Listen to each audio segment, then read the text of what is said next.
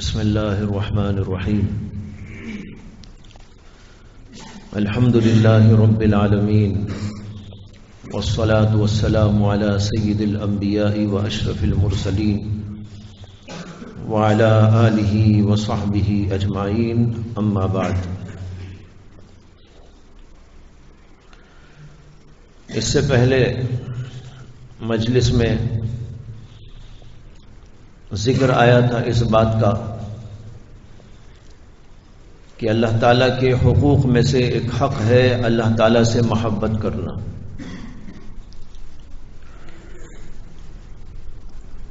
اسی طرح ایک حق اللہ تعالیٰ کا یہ بھی ہے کہ اللہ تعالیٰ سے خوف رکھے۔ اللہ کا خوف اللہ کی عظمت کا تقاضا ہے۔ اللہ تعالیٰ کی دو صفات ہیں، صفات تو بہت ہیں، ان میں سے ایک صفت اللہ کی یہ ہے کہ اللہ تعالیٰ رحیم ہے، رحمان ہے، یعنی ان کی صفت رحمت ہے۔ صفت رحمت کا تقاضا یہ ہے کہ اللہ تعالیٰ سے محبت رکھی جائے، اور ایک صفت اللہ تبارک و تعالیٰ کی ہے اللہ کی عظمت و جلالت، بزرگی۔ اللہ سے بڑا کون ہے؟ اللہ سے جلیل کون ہے؟ اللہ سے بڑھ کر کون ہے؟ اس کی جلالت و عظمت ہر چیز سے نمایاں ہے، آشکارا ہے۔ زمین دیکھے تو اللہ کی جلالت سمجھ میں آتی ہے، آسمان دیکھو تو اللہ کی جلالت معلوم ہوتی ہے۔ کیسی کیسی چیزوں کو اللہ نے پیدا کیا، پیدا کرنے کے ساتھ اس کائنات کے اندر روزانہ پیدا ہونے والے، واقع ہونے والے حالات، یہ بھی اللہ کی قدرت و جلالت و عظمت کی دلیل ہے۔ اللہ جو چاہتا ہے کرتا ہے، اس کو کوئی پوچھنے والا نہیں۔ وہ چاہے تو 1 منٹ میں پوری کائنات کو تباہ کر دے، وہ چاہے تو 1 لحظے میں پوری کائنات کو پیدا کر دے۔ یہ ہے اللہ تبارک و تعالیٰ کی عظیم و جلیل صفت، یعنی عظمت۔ اللہ کی عظمت کا تقاضا یہ ہے کہ اللہ تعالیٰ کا خوف بھی رکھا جائے، جیسے اللہ کی رحمت کا تقاضا ہے کہ اللہ تبارک و تعالیٰ سے محبت رکھی جائے، اس کی عظمت کا تقاضا یہ ہوتا ہے کہ اللہ کا خوف رکھا جائے۔ اگر آدمی کے اندر اللہ کا خوف نہیں ہے تو اس کا مطلب یہ ہے کہ اس کے اندر اللہ کی جلالت کا کوئی خاص تصور نہیں۔ وہ چیزوں سے ڈرتا ہے لیکن اللہ سے نہیں ڈرتا، وہ سانپ اور بچھو سے ڈرتا ہے لیکن اللہ سے نہیں ڈرتا، وہ ماں باپ سے ڈرتا ہے لیکن اللہ سے نہیں ڈرتا۔ تو اللہ کا ماننے والا بندہ جب اللہ کو مانتا ہے، اس کی صفات کے ساتھ اس کو مانتا ہے۔ ہم کہتے ہیں ایمان میں آمنت باللہ کما ہوا باسمائہ وصفاتہ وقبلت جمیع احکامہ، میں ایمان لایا اللہ پر، اس کے ناموں کے ساتھ اور اس کی صفات کے ساتھ۔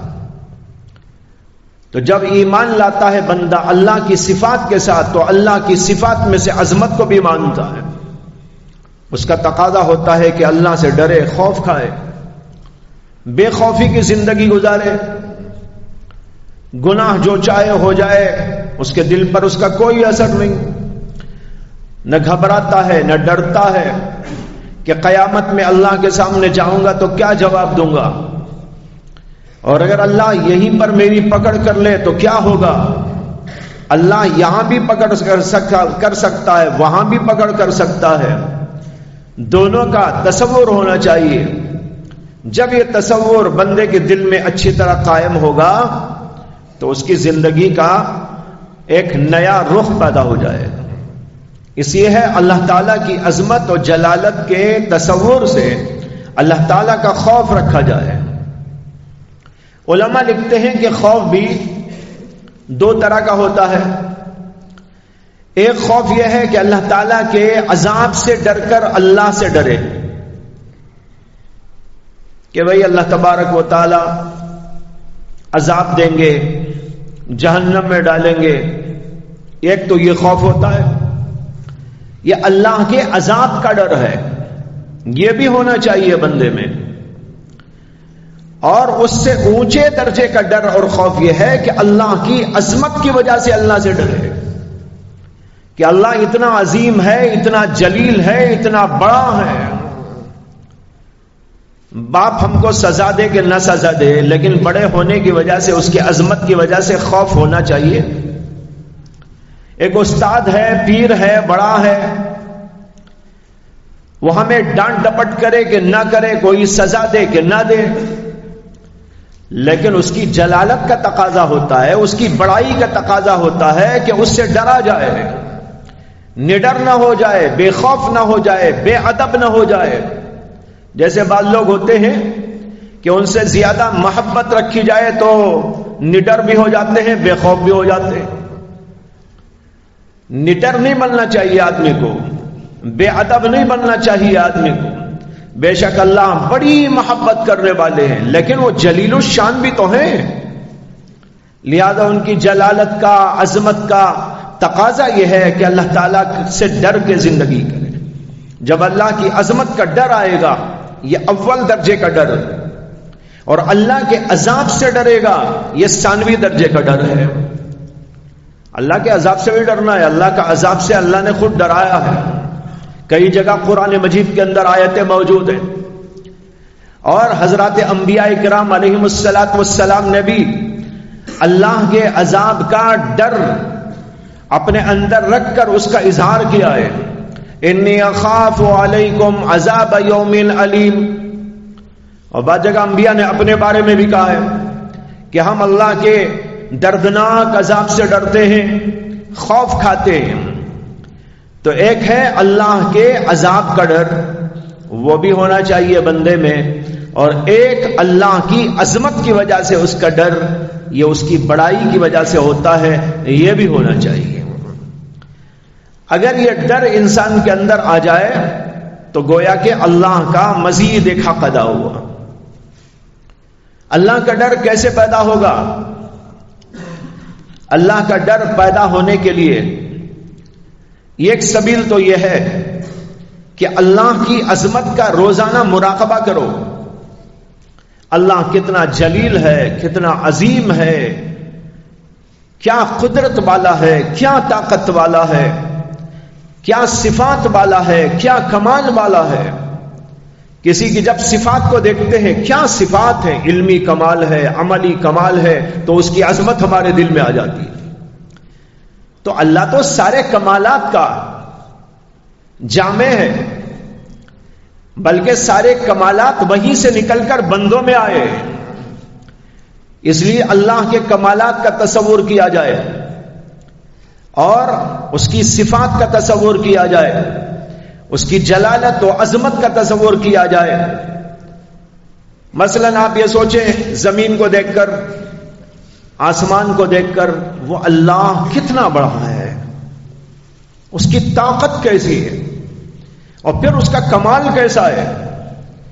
آسمان دیکھو کیسا بنایا، بغیر ستون کے بنایا.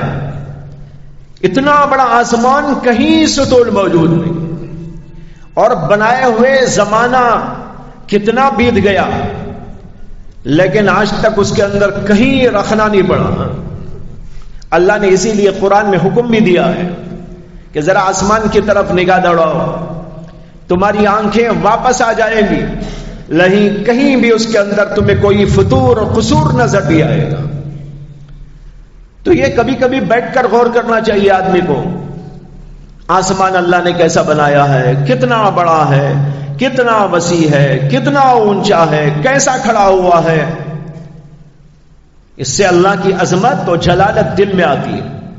کبھی زمین کے اوپر غور کرو، زمین کیسی بنائی، نرم بھی بنائی، سخت بھی بنائی. نرم بنائی تو ایسی نرم بنائی کہ آپ جب چاہتے ہیں لے کر اس میں کھدائی کر سکتے ہیں، اس کے اندر کنواں کھود سکتے ہیں، یا اور کچھ کھودنے کے لیے نکالنے کے لیے اس کے خزانے نکالنے کے لیے کھود کھود کر نکال لیتے ہیں۔ نرم بنائی تو ایسی نرم اور سخت بنائی تو ایسی سخت ہے کہ ساری دنیا اسی کے اوپر آباد ہے۔ اللہ اکبر، کیسی عظیم! ساری دنیا، انسان بھی اس پر آباد ہے، جنات اس کے اوپر آباد ہیں، فرشتے بھی اس پر آتے ہو جاتے ہیں، اور کیا کیا بلڈنگیں بنائی جا رہی ہیں، کہاں سے کہاں تک بلڈنگیں بنائی جا رہی ہیں، کیسی عظیم الشان بلڈنگیں بنائی جا رہی ہیں۔ یہ سب اسی زمین کے اوپر ہو رہا ہے۔ اگر زمین ایسی ہوتی کہ کچھ اس میں رکھتے تو اندر گھس جاتے، تو پھر ہم اور آپ اس کے اوپر کہاں قائم رہ سکتے تھے، بلڈنگ کہاں بنا سکتے تھے؟ اور پھر ایسی اللہ نے بنائی زمین۔ کہتے ہیں کہ زمین گول ہے، کچھ لوگ نیچے بھی ہیں، اب ہم معلوم نہیں کہ نیچے ہیں کہ اوپر ہے۔ ہم جو یہاں بیٹھے ہوئے ہیں نا، اب ہم کو نہیں معلوم کہ ہم زمین کے نیچے والے حصے میں ہیں کہ اوپر والے حصے میں ہیں۔ تو وہ گول ہے زمین اور تمام طرف آبادی ہے، لیکن نیچے والے بھی ایسا ہی چل رہے ہیں جیسے اوپر والے۔ اب ہم سمجھ رہے ہیں ہم اوپر ہیں، ہو سکتا ہے کہ نیچے ہوں اور آپ یوں چل رہے ہوں، لیکن گرتے نہیں ہیں آپ۔ کیوں؟ اللہ نے اس کے اندر ایک خصوصیت رکھی ہے زمین کے اندر، وہ ہے جاذبیت، جذب کرتی ہے۔ کوئی چیز اس کی طرف جائے تو اس کو کھینچ کے پکڑ کے رکھتی ہے۔ اسی لیے کہتے ہیں کہ اگر کوئی آدمی اوپر کوئی چیز ڈالتا ہے تو نیچے آ جاتی ہے۔ اگر کوئی چیز آپ اٹھا کے پھینکیں، پتھر اٹھا کے پھینکو، وہ پتھر اڑ کے یوں ہی نہیں چلا جاتا، جب تک آپ کے ہاتھ کی طاقت اس کے ساتھ لگی ہوئی ہوتی ہے اس وقت تک تو وہ اوپر جاتا ہے، لیکن جو ہی آپ کی ہاتھ کی طاقت اس سے جدا ہو جاتی ہے تو پھر وہ حسب معمول نیچے آ جاتا ہے۔ کیوں نیچے آ جاتا ہے؟ سائنسدان کہتے ہیں کہ اس کے اندر ایک قوت ہے، وہ ہے قوت جاذبہ، یعنی اپنے اندر کھینچ لینے کی قوت۔ اس قوت کی وجہ سے جو چیز بھی اوپر جاتی ہے وہ زمین کی طرف نیچے آ جاتی ہے۔ تو اللہ نے ایسی زمین بنائی۔ اب یہ اللہ کے کمالات کی دلیل ہے کہ نہیں ہے؟ اور سائنسدان کہتے ہیں کہ ہم جس کو زمین کہتے ہیں، جس کے اوپر چل رہے ہیں، پھر رہے ہیں، کھا رہے ہیں، پی رہے ہیں، بلڈنگیں بنا رہے ہیں، کھدائیاں کر رہے ہیں، یہ اتنا بڑا نظام جو چل رہا ہے یہ زمین کے چھلکے پہ چل رہا ہے۔ زمین کے چھلکے پر، زمین نہیں ہے، زمین کا چھلکا ہے۔ جب میں نے پڑھا تو مجھے قرآن پاک کی وہ آیت یاد آئی جس میں اللہ تعالیٰ نے زمین کو سعید کہا ہے، سعیدن طیبہ، اور علماء سعید کے معنی بتاتے ہیں وجہ الارض۔ آپ نے پڑھا ہوگا، تفاسیر میں پڑھا ہوگا، جو بچے تفسیر پڑھتے ہیں ان کے سامنے یہ حقیقت آئی ہوگی کہ علماء نے کہا فَتَيَمَّمُوا سَعِيدًا طَيِّبًا۔ اللہ نے جو قرآن میں کہا ہے کہ تیمم کرو پاک زمین پر، تو سعید کے معنی آتے ہیں وجہ الارض، زمین کا اوپر والا حصہ، اسی کا نام چھلکا۔ یہ چھلکا کتنا بڑا ہے معلوم؟ یہ چھلکا اگر اندر جاتے رہے کھودتے کھودتے کھودتے تو کہتے ہیں کہ 13 لاکھ کلومیٹر کا ہے۔ کتنا؟ 13 لاکھ کلومیٹر اندر آپ گھسے تو تب تک چھلکا چھلکا آتا رہے گا۔ اس کے بعد زمین آتی ہے۔ سائنسدانوں کی تحقیق یہ ہے کہ جس چیز کا نام زمین ہے وہ اصل میں ایک سیال مادہ ہے، یعنی لکوڈ ہے، وہ سیال، ایسا نہیں ہے جیسے سخت یہاں ہے، بلکہ اس کا چھلکا ہے۔ وہ چھلکے کو جب آپ چھل چھل چھل کر اندر جائیں گے تب اندر زمین آئے گی. کہاں ملے گی وہ زمین؟ 13 لاکھ کلومیٹر اندر جانے پر ملے گی. آج تک کوئی گیا نہیں وہاں پر, آج تک کوئی گیا نہیں وہاں پر, لیکن انہوں نے تحقیق کی ہے کہ اتنا اندر جانے کے بعد زمین آتی ہے, اور وہ زمین دراصل ایک سیال مادہ ہے. جب چھلکا اتنا بڑا, اور یہ آپ کو معلوم ہے کہ چھلکا چھوٹا ہوتا ہے, اصل چیز بڑی ہوتی ہے نا. موز آپ دیکھتے ہیں, چھلکا بڑا ہے کہ موز بڑا ہے؟ بعض کا چھلکا تو بہت ہی مختصر ہوتا ہے, بعض کا ذرا بڑا بھی ہوتا ہے, لیکن اصل چیز جو ہوتی ہے وہ زیادہ بڑی ہوتی ہے. اس کی حفاظت کے لیے اللہ تعالیٰ چھلکے کو بناتے ہیں. اسی طرح زمین کا چھلکا 13 لاکھ کلومیٹر تک, تو اصل زمین کتنی بڑی ہوگی اس کا کوئی تصور ہم نہیں کر سکتے. اللہ نے ایسی زمین بنائی, اس کے اوپر انسانوں کو بنایا. یہ جو سورج نظر آتا ہے, یہ سورج اس زمین سے کئی لاکھ گنا بڑا ہے. دیکھنے میں چھوٹا نظر آتا ہے.